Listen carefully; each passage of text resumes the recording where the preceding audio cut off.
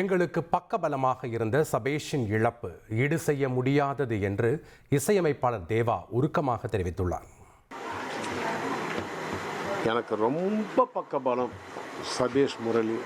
இந்த சபேஷனுக்கு, என் தம்பிக்கு இப்படி நடக்கும்னு நாங்கள் எதிர்பார்க்கவே இல்லை. முந்தா நாள் திடீர்னு இந்த மாதிரி ஆயிடுச்சு. பிரெயினில் ஸ்ட்ரோக் வந்து அப்போவே ரொம்ப கண்டிஷனே இல்லை. அப்போவே சரி, நம்ம ஒரு ஆசைக்காகவும் ஏதாவது ஒரு மிராக்கள் நடக்குமான்னு சொல்லி தான் 2 நாள் ஹாஸ்பிட்டலே வச்சுருந்தோம்.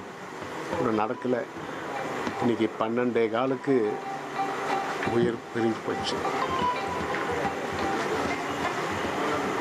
நாளைக்கு, அதாவது வெள்ளிக்கிழமை சாயந்தரம் 4லேருந்து 4:30 எடுக்கிறதா எல்லோரும் ஃபேமிலியில் முடிவு பண்ணியிருக்கோம். தம்பிங்கள்லாம் சேர்ந்து, பிள்ளைங்கள்லாம் சேர்ந்து. நல்ல காலம். அதாவது இந்த 25ஆம் தேதி பாரிஸில் எங்களுடைய கான்சர்ட் இருக்குது, ப்ரோக்ராம் இருக்குது. அப்போது பாரிஸ் மக்களுக்கு நான் சொல்லிட்டேன், என் தம்பி இப்படி இருக்கும்போது இப்படி விட்டுட்டு நான் அங்கே என்ன பாட்டு பாட போகிறேன், என்ன பாட்டு நான் பாட முடியும்.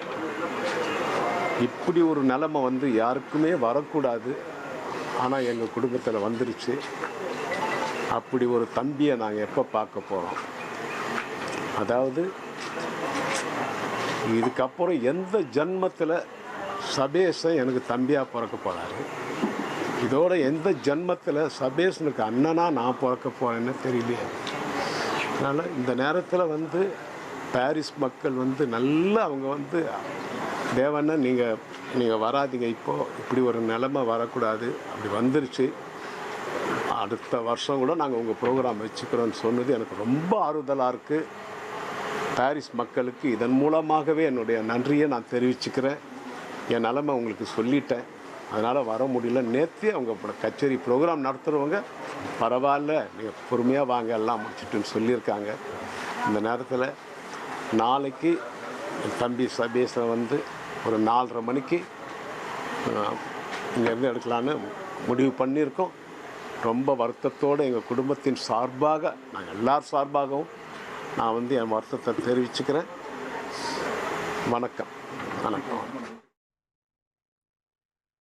எங்களுக்கு பக்கபலமாக இருந்த சபேஷின் இழப்பு ஈடு செய்ய முடியாத பேரிழப்பு என்று இசையமைப்பாளர் தேவா உருக்கமாக தெரிவித்த காட்சிகளை நாம் பார்த்தோம். உங்கள் தந்திவன் தொலைக்காட்சியில் கருடா தினமும் காலை 6 மணிக்கு காணத் தவறாதீர்கள்.